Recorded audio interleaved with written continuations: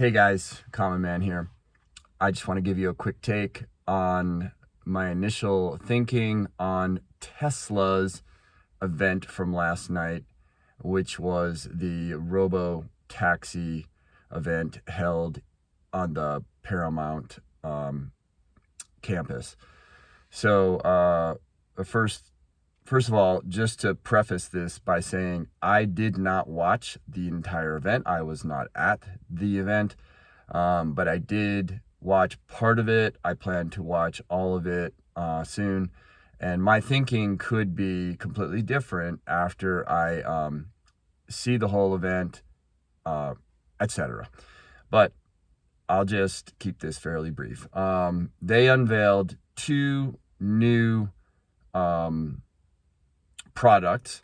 So one being basically a cyber cab or a robo taxi that holds two people and has butterfly doors, no steering wheel, and no pedals. So there's no possible way that the people in the vehicle can operate the vehicle. It is operating itself. So basically they had a whole bunch of these things there for the participants of the event to hop into and take them to different places. So that was a very exciting thing. For sure.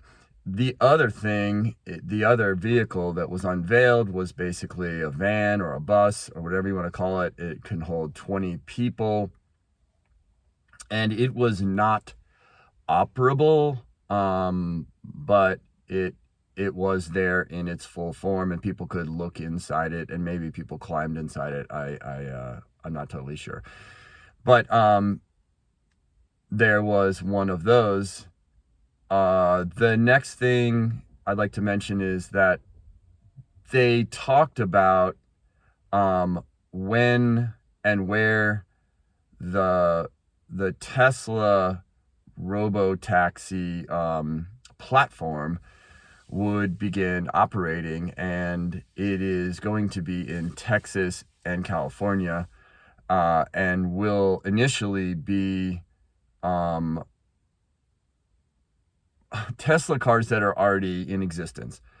And by the way, like, none of this is honestly surprising to anyone who deeply follows the Tesla story, like myself and many others. But the vast majority, and Wall Street and so on, this was pretty new and exciting stuff.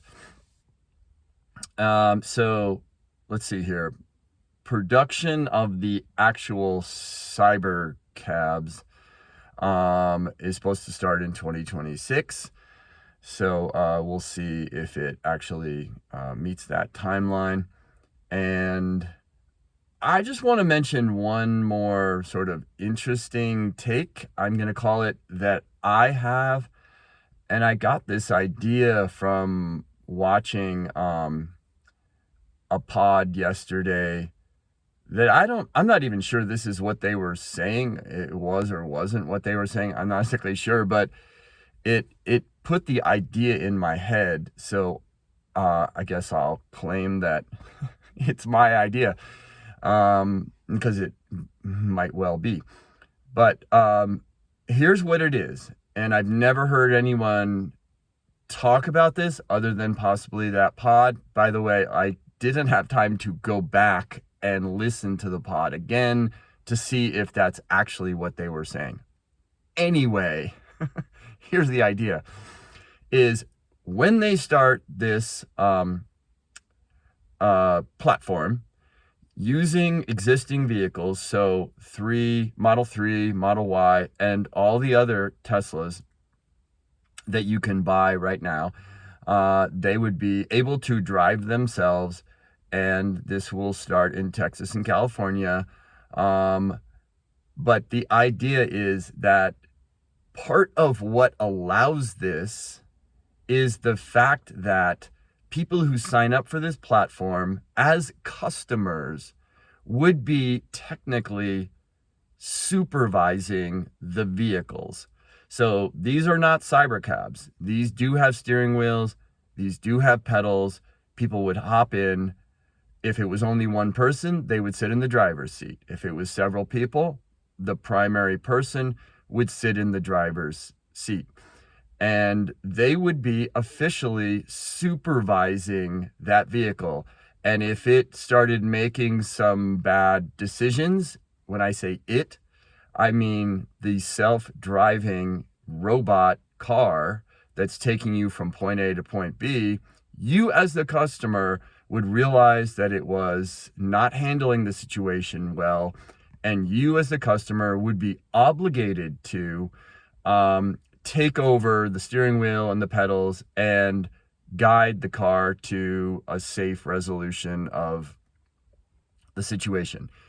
So I just think that's such a unique and sort of crazy idea. I don't mean it to sound negative, meaning it's a nutty idea that doesn't make any sense. I think it actually makes a lot of sense, and that this might help regulators to approve the platform because the cars are being supervised. So there you have it.